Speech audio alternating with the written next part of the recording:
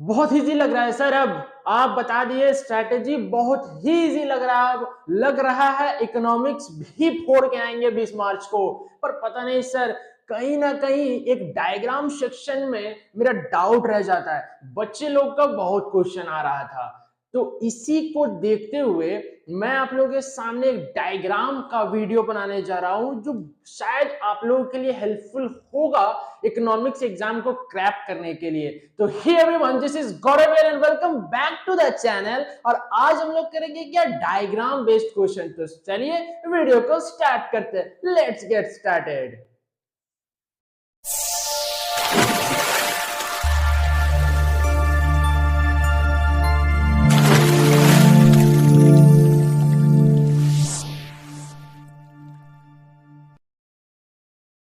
अब देखिए, बात है सबसे पहला चीज क्या है, ये जो पार्ट है आपका ये वाला माइक्रो इकोनॉमिक्स,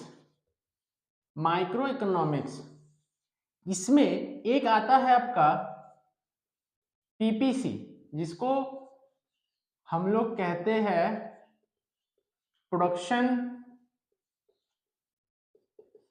पॉसिबिलिटी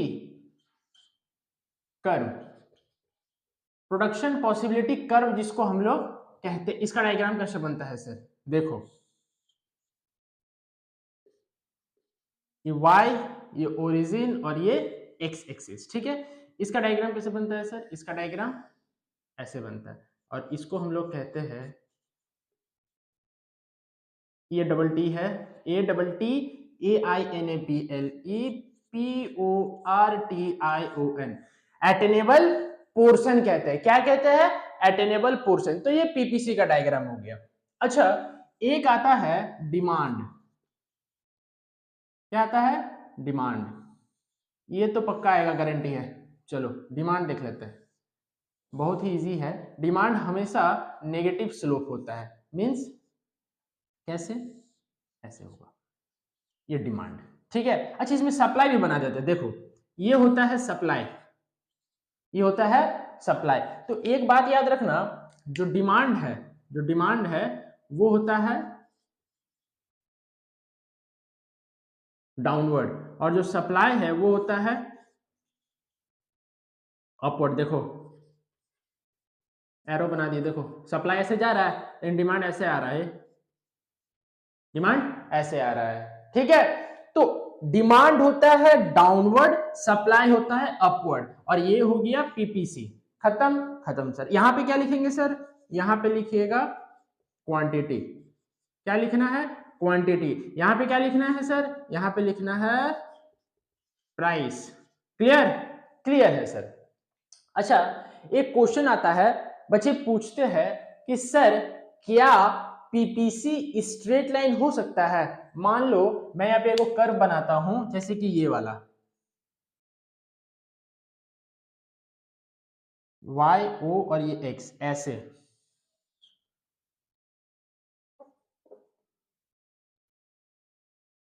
ऐसे बोलते क्या सर पीपीसी स्ट्रेट लाइन हो सकता है, स्ट्रेट लाइन हो सकता है सर, एक बच्चे ने पूछा। तो क्या हो सकता है, जरा सोच के देखो, पीपीसी स्ट्रेट लाइन हो सकता है या नहीं हो सकता है, हो सकता है। कब सर, कब हो सकता है, जरा सोचो कब हो सकता है। स्ट्रेट लाइन तब हो सकता है जब जो एमआरटी होता है हम लोग का, देखो यहाँ पे हम लोग शेड्यूल बनाते हैं, ठीक है। देखो ये है x, ये है y और ये है एमआरटी, जिसका फॉर्मूला हम बताएंगे, ठीक है। तो x ले लेते हैं 0 1 2 3 4 5, और इसको उलट दो 0 4 3 2 1 0, ठीक है। अब जो एमआरटी का फॉर्मूला होता है वो क्या होता है, एमआरटी का फॉर्मूला होता है delta y by delta x। बोलना चेंज है, लिखना डेल्टा है, ठीक है। तो डेल्टा y मतलब चेंज इन y। तो देखो 0 और 5 कितना चेंज हुआ, पहले ये 0 है, इससे पहले कितना था पता है, नहीं ना पता है, नहीं पता है, ठीक है। अब ये 5 है, इससे पहले कितना था कि जो 5 हो गया, पता है सर? नहीं पता। मान लो यहाँ 2 भी हो सकता है, 7 भी हो सकता है। मान लो 7 था, अब 5 हुआ, तो कितना चेंज हुआ? 2 चेंज हुआ। लेकिन इसमें तो पता नहीं है पहले कितना था, तो पहले कितना था हमको पता नहीं है। ठीक है सर, चलिए हटा दीजिए इसको। तो नहीं पता, y delta y equal to नहीं पता। नहीं पता ना? नहीं पता सर, कहाँ पता नहीं ना सर, कैसे चेंज हुआ, कितना चेंज हुआ, नहीं पता। अच्छा, डेल्टा x ये भी नहीं पता, तो नहीं पता बाय नहीं पता इक्वल टू नहीं पता, तो यहाँ पे ऐसे करेंगे, बस खत्म। ठीक है, ठीक है। अब देखो 5 से 4 हो गया तो 1 चेंज हुआ, 0 से 1 हो गया तो 1 चेंज हुआ, तो कितना हुआ? 1:1। इसमें भी देखो 1 1, इसमें भी 1:1, इसमें भी 1:1, इसमें भी 1:1 और इसमें भी 1:1। तो ये वाला जब शेड्यूल रहेगा उस कंडीशन में जो हमारा पीपीसी है वो क्या बनेगा? स्ट्रेट बनेगा, मतलब इस तरह से वो बनेगा, क्या? सीधा। ठीक है, तब वो इस तरह से एकदम फ्लैट बनेगा, एकदम सीधा। तब इस तरह से नहीं बनेगा जब एमआरटी कांस्टेंट रहे, मतलब कांस्टेंट मतलब हर एक में सेम आंसर 1:1 1:1 1:1 1:1 1:1। समझ गए? समझ गए सर, कोई दिक्कत नहीं, कोई दिक्कत नहीं सर। अच्छा ठीक है, चलो कोई दिक्कत नहीं, तो और एक हम दिक्कत देते हैं। ठीक है, तो ये हो गया डिमांड सप्लाई पीपीसी कर्व। ठीक है, चलो इतना तो हो गया, सप्लाई भी समझ में आ गया। अच्छा, एक आता है क्या कि जो सर मेरा ये है इंक्रीज इन डिमांड और डिक्रीज इन डिमांड, उसको हम लोग कैसे समझेंगे सर? इंक्रीज इन डिमांड और डिक्रीज इन डिमांड को देखो, सबसे पहले इंक्रीज इन डिमांड और डिक्रीज इन डिमांड को समझने के लिए तुमको सबसे पहले डिमांड समझना पड़ेगा। तो डिमांड तो तुम समझ गया, ठीक है। अब बात आता है इंक्रीज इन डिमांड और डिक्रीज इन डिमांड। ठीक है, देखो और एक आता है एक्सटेंशन ऑफ डिमांड। देखो हम यहाँ पे लिखते हैं, एक चीज बनाते हैं, सॉरी, ये हो गया y, ये o और ये x, और यहां पर भी वो बनाते हैं। ठीक है, y o x। ठीक है, चलो तो यहां पे हो गया क्वांटिटी, यहां पर भी हो गया क्वांटिटी, और यहां हो गया प्राइस, और यहां हो गया प्राइस। आप लोग पूरा पूरा लिखिएगा एग्जाम में, ठीक है? ठीक है सर। अब देखो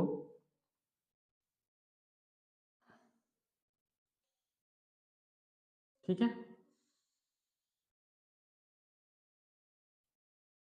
ये ए और ये बी। ठीक है, ठीक है सर।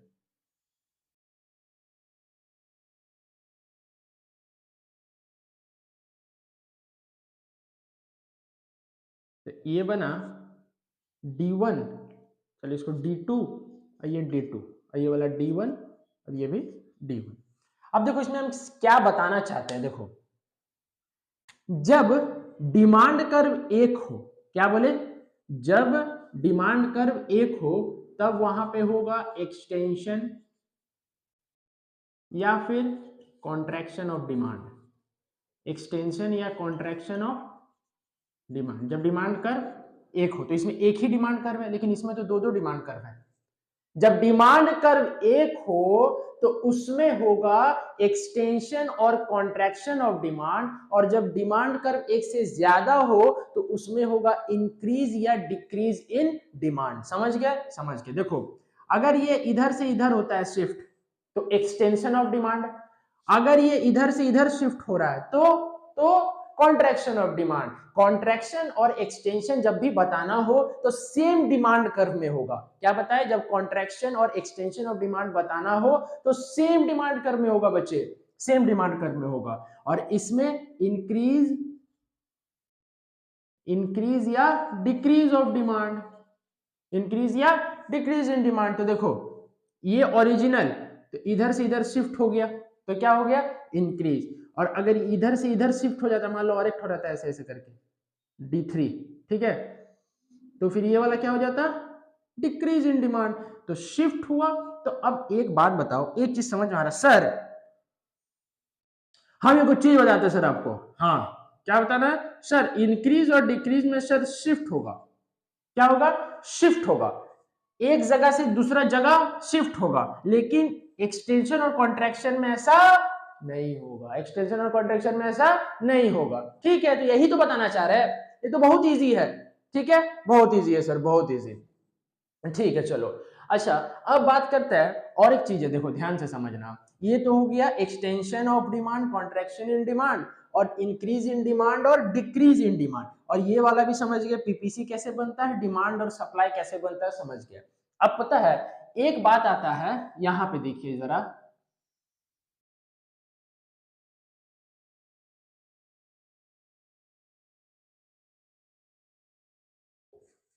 देखो, अच्छा, एक चैप्टर है elasticity of demand, elasticity of demand. तो इलास्टिसिटी ऑफ डिमांड में डायग्राम कैसे बनेगा देखो जरा, देखो जब ऐसे होगा एकदम तो परफेक्टली इलास्टिक, मतलब जो ईपी है वो इनफाइनाइट होगा, ठीक है, ठीक है सर।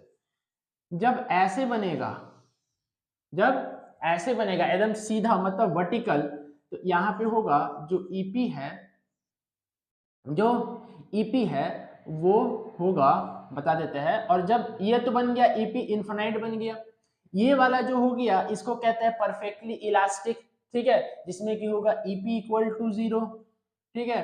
अच्छा, यूनिटरी इलास्टिक कैसे बनेगा, यूनिटरी इलास्टिक बनता है ऐसे, ठीक है। अच्छा, और थोड़ा सा बनेगा ये मोर इलास्टिक, थोड़ा सा फैल के बनेगा, ठीक है, और लेस इलास्टिक ऐसे, ठीक है। तो EP is equal to 1, EP is greater than 1, और यहां पे बन जाएगा EP इज लेस देन 1। तो इलास्टिसिटी ऑफ डिमांड का ये डायग्राम है, किसका, इलास्टिसिटी ऑफ डिमांड का। तो एक पता है एक क्वेश्चन था, एक क्वेश्चन था, देखना जरा, ये वाला, ठीक है, यहां से एक वक्र बनाया गया था, कर्व बनाया गया था, ठीक है, ये YOX, इसमें था तुम्हारा ऑब्जेक्टिव का सेट पेपर में, जो मैंने कराया है ना ऑब्जेक्टिव का सेट पेपर, उसमें ये वाला क्वेश्चन था ऑब्जेक्टिव में। जो नहीं देखा है डिस्क्रिप्शन बॉक्स में लिंक मिलेगा, आप जाओ ओपन करो और देखो कि मैंने वहां पे क्या क्या एक्स्ट्रा चीज बताए हैं, ठीक है। तो इसमें मैंने क्या बताया था कि देखो जो वक्र है वो एक्स एक्सिस से शुरू हो रहा है, ये वाला एक्स एक्सिस है, ठीक है। तो ये जो वक्र है वो एक्स एक्सिस से शुरू हो रहा है, यहां से स्टार्ट हो रहा है, कोई कोई वक्र यहां से भी स्टार्ट होता है, ठीक है, मतलब ओरिजिन से, और कोई कोई ऐसे भी स्टार्ट होगा।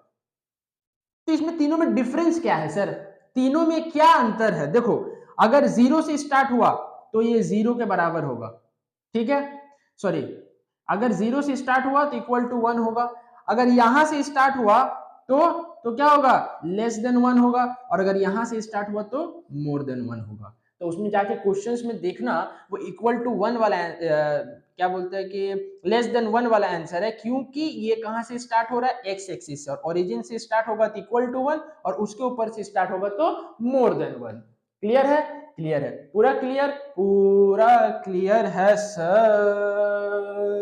देखो अब और एक चीज बताते हैं, ठीक है, देखो यहाँ पे ध्यान से देखना, जो परफेक्ट कंपटीशन मार्केट होता है, क्या बोले, परफेक्ट कंपटीशन मार्केट, उसमें प्राइस कैसे डिटरमाइन होगा, परफेक्ट कंपटीशन मार्केट में प्राइस कैसे डिटरमाइन करेंगे सर हम लोग, कैसे कैसे डिटरमाइन करना है, देखो ये हो गया तुम्हारा डिमांड, सीख गए सर, ये हो गया सप्लाई, ये भी सीख गए सर। इसको कहते हैं इक्विलिब्रियम, ये नहीं पता सर, इक्विलिब्रियम का मतलब होता है जहां demand is equal to supply होता है, समझ गए, इक्विलिब्रियम मतलब जहां demand is equal to supply, देखो डिमांड और सप्लाई यहाँ पे आके बराबर हो रहा है, ठीक है। अच्छा एक बात बताओ, प्राइस पता है कैसे डिटरमाइन होगा, ये हो गया प्राइस, ये हो गया क्वांटिटी, ये हो गया ओ, ये हो गया वाई, ये होगा एक्स। तो परफेक्ट कंपटीशन मार्केट में, पीसी मार्केट में प्राइस डिटरमाइन होता है जहां पे डिमांड और सप्लाई कट होगा, उसी को कहते हैं हम लोग क्या, प्राइस। कैसा प्राइस सर, इक्विलिब्रियम प्राइस। तो ओपी है इक्विलिब्रियम प्राइस, और OQ है इक्विलिब्रियम क्वांटिटी। इक्विलिब्रियम का मतलब होता है एक ऐसा अवस्था जहां पे डिमांड और सप्लाई आके बराबर हो जाए, या फिर दोनों बैलेंस हो जाए, मींस बैलेंस हो जाए, उसमें कोई भी फ्लक्चुएशंस ना हो, ऊपर नीचे कुछ भी ना हो, ठीक है। अच्छा एक क्वेश्चन क्या था, हम इसी में बता देते हैं, एक क्वेश्चन क्या था, बच्चा लोग को डायग्राम बनाने नहीं आता है, देखो हम समझा देते हैं, ई तो ई हो गया, चलो ठीक है। देखो ये वाला हो गया डी, अगर बोलेगा कि डिमांड मेरा इंक्रीज कर जा रहा है, डिमांड इंक्रीज कर जा रहा है, तो बताओ प्राइस और क्वांटिटी में क्या चेंज आएगा देखना। सेट पेपर का ऑब्जेक्टिव्स में ये क्वेश्चंस है जिसमें कि मैं बताया था कि जब बताऊंगा डायग्राम तो इसको क्लैरिफाई करूंगा। ठीक है, क्या होगा सर इक्विलिब्रियम प्राइस और क्वांटिटी में? डिमांड इंक्रीज किया तो देखो तो डिमांड को हम इंक्रीज कर दिए मतलब डिमांड इधर जाएगा तो इधर एक तो बनेगा ना अलग से। ठीक है, तो बनाते हैं इसको हमेशा इस ऐसे डॉटेड लाइन से बनाइएगा तो D1 अब देखो ये तो पुराना डिमांड कर्व है और ये वाला सप्लाई कर्व है ना, और ये वाला नया डिमांड कर्व। तो इक्विलिब्रियम कहां बन रहा है यहाँ पे, तो अब इसके कॉरेस्पॉन्डिंग ये वाला प्राइस और ये वाला क्वांटिटी, तो देखो क्वांटिटी बढ़ गया प्राइस भी बढ़ गया, तो डिमांड के बढ़ने से प्राइस भी बढ़ेगा और क्वांटिटी भी बढ़ेगा। अच्छा, डिमांड के घटने से प्राइस भी घटेगा क्वांटिटी भी घटेगा, लेकिन लेकिन लेकिन क्या बोलना है, ध्यान से सुनो।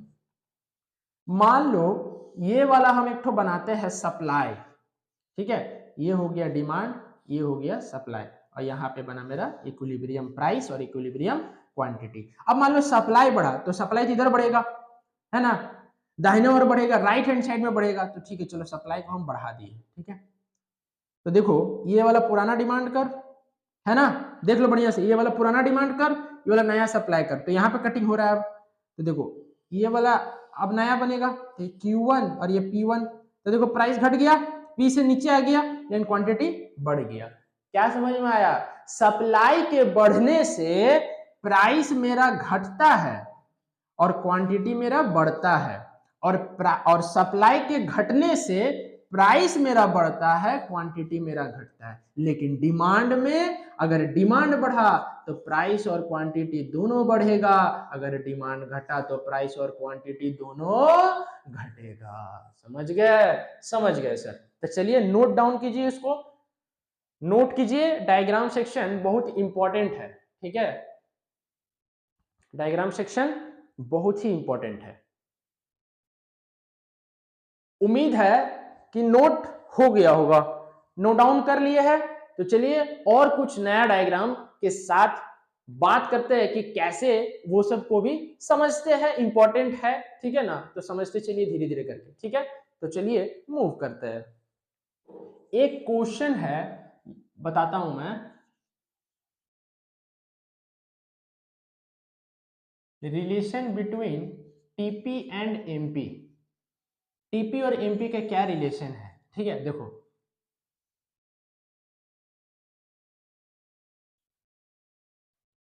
चलो थोड़ा सा एडजस्ट करना, डायग्राम थोड़ा सा इधर उधर बन सकता है। ठीक है, उसके लिए मैं सॉरी बोलता हूँ बच्चे आप लोगों को।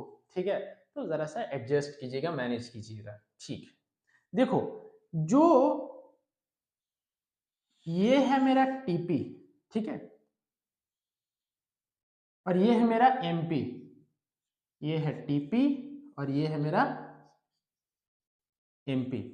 अब इसमें क्या हो रहा है सर, कुछ नहीं समझ में आ रहा है। तुमको बताया क्वेश्चन में कि रिलेशन बताओ टीपी और एमपी के बीच में, रिलेशन बताओ टीपी और एमपी के बीच में, लेकिन हो क्या रहा है सर, हो क्या रहा है, कुछ नहीं समझ में आ रहा है। देखो ये वाला जो पार्ट है ना, ये वाला,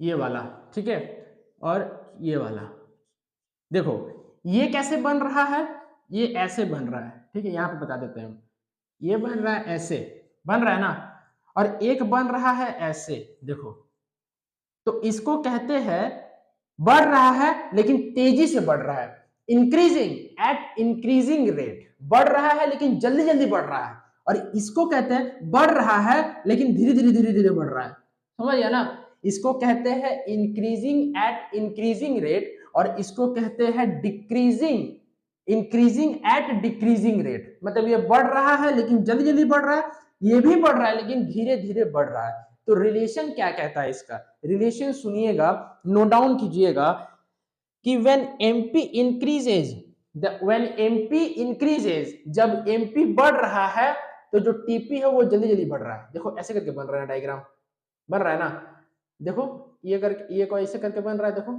बन रहा है ना। ठीक है, तो जब एमपी बढ़ रहा है तो टीपी जल्दी जल्दी बढ़ रहा है।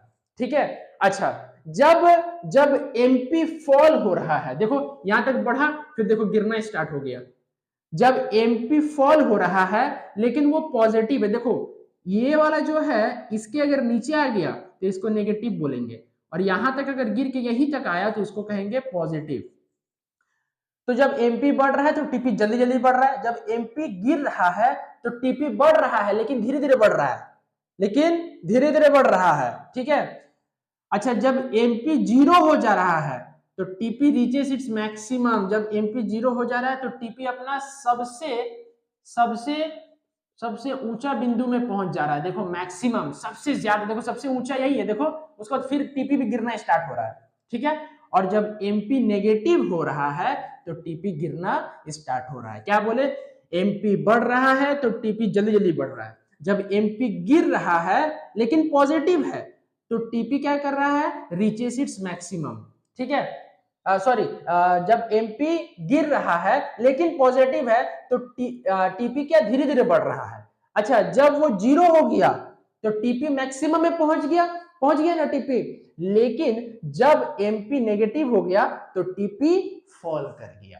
तो चार चार को बना, देखो नंबर वन, जब एमपी बढ़ रहा है तो टीपी पूरा जल्दी जल्दी बढ़ रहा है। नंबर सेकेंड, जब एमपी गिर रहा है तो टीपी धीरे धीरे बढ़ रहा है। नंबर थ्री, जब एमपी जीरो हो गया तो टीपी मैक्सिमम हो गया। और नंबर चार, जब एमपी नेगेटिव हो गया तो टीपी गिर गया। समझ गया?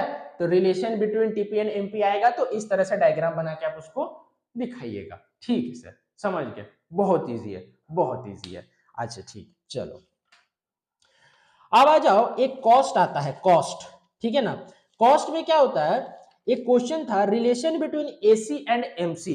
क्या था question, relation between AC and MC, relation between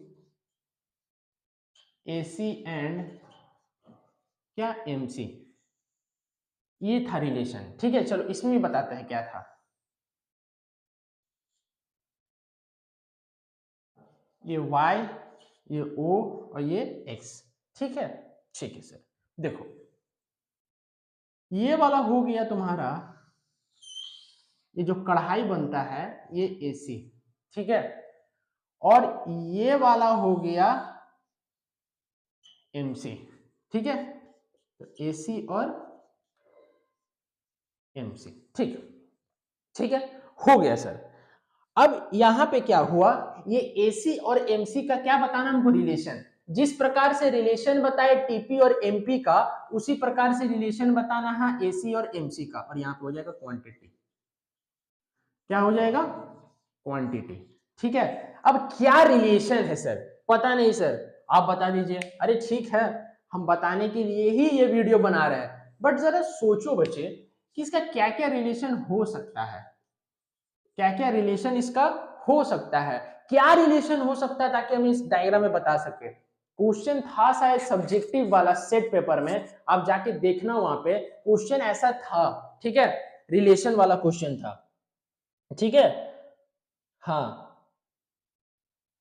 देखिए, एमसी जब एमसी जब एसी से कम है तो एसी गिरेगा, जब एमसी ज्यादा है एसी से तो एसी बढ़ेगा, है ना। और क्या बन सकता है, और क्या बन सकता है, और कुछ बन सकता है, क्या बन सकता है बताओ, क्या बन सकता है बताओ, जल्दी बताओ, जल्दी बताओ। करेक्ट, वेरी गुड, शाबाश। देखो और क्या बन सकता है, जब MC इक्वल टू AC है तो AC मैक्सिमम है, जब MC इक्वल टू AC है तो AC मैक्सिमम है, ठीक है। जहां पे AC और MC इक्वल हो जा रहा है वहां पे AC अपना मैक्सिमम में पहुंच जा रहा है, जहां MC और AC इक्वल हो जा रहा है वहां पे AC मैक्सिमम में पहुंच जा रहा है। तो ये था किसका, कॉस्ट का, और इस एवरेज कॉस्ट और मार्जिनल कॉस्ट और टोटल प्रोडक्ट और मार्जिनल प्रोडक्ट का। नोट डाउन कीजिए, जल्दी जल्दी कीजिए, और बताएंगे डायग्राम बहुत बेहतरीन तरीका के साथ बताएंगे, ठीक है। ठीक है सर।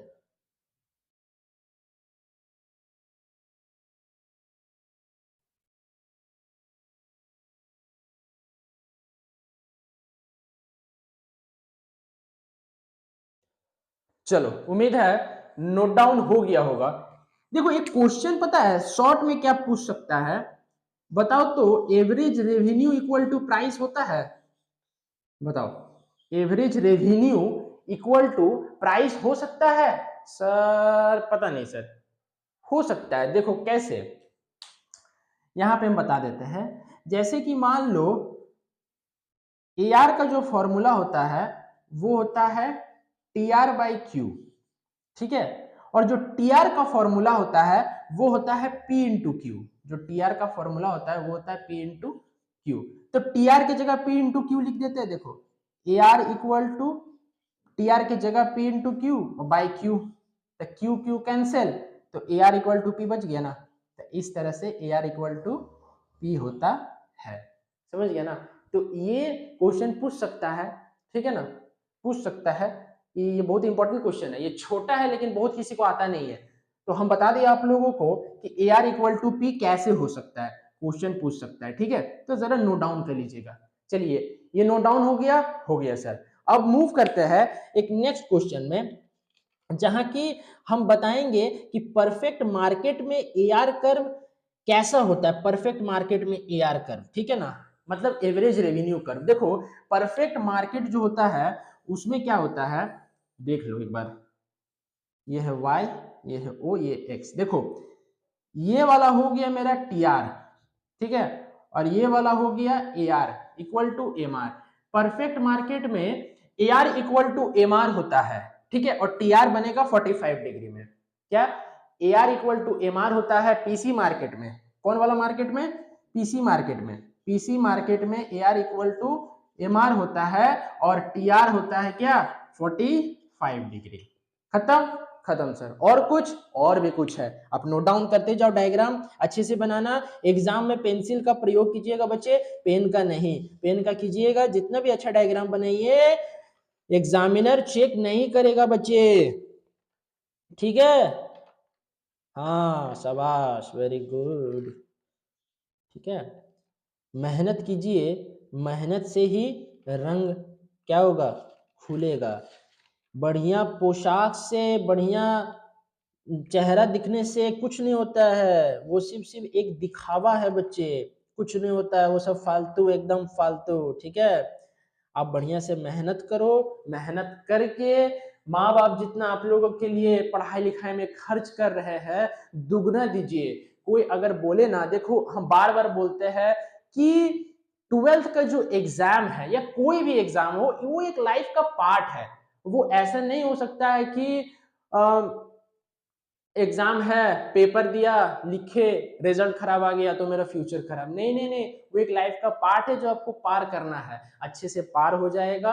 जितना माँ बाप खर्च कर रहे हैं उतना आप ज्यादा दीजिए, दुगना दीजिए माँ बाप को, क्योंकि वही एक इस दुनिया में एक ऐसे इंसान है जो कि बिना कुछ सोचे समझे आप लोगों के लिए लगातार मेहनत कर रहे हैं कि मेरा बच्चा का जिंदगी अच्छा हो जाए। तो जब भी मोटिवेशन लेवल डाउन हो जाए ना, तो पिताजी का मेहनत को एक बार रूबरू कर लीजिएगा बच्चे, बहुत ही मोटिवेशन मिलता है। माँ जो आप लोगों के लिए करती है उसको कभी देख लीजिएगा घर पे, ठीक है। तो मोटिवेशन लेवल डाउन नहीं होने देना है। सोसाइटी बहुत कुछ बोलेगा, सोसाइटी में इंसान लोग दबा देता है, आप दबिए मत, ऊंचाई को चूमिए, ठीक है। तो मेहनत कीजिए, बार बार मैं यही कहता हूं, ठीक है। तो उम्मीद है आपको ये सब डायग्राम समझ में आ गया होगा। आज शाम को ठीक 7 बजे, आज शाम को ठीक 7 बजे एट शार्प 7 PM मैं आप लोगों को माइक्रो इकोनॉमिक्स में जितना डायग्राम है ये बता दिया, मैक्रो इकोनॉमिक्स का डायग्राम मैं क्लियर कर दूंगा। आज 7 PM को एक मेरा और वीडियो आएगा। तो stay tuned, keep learning, till then bye bye, I will meet you soon in the next video, till then take care.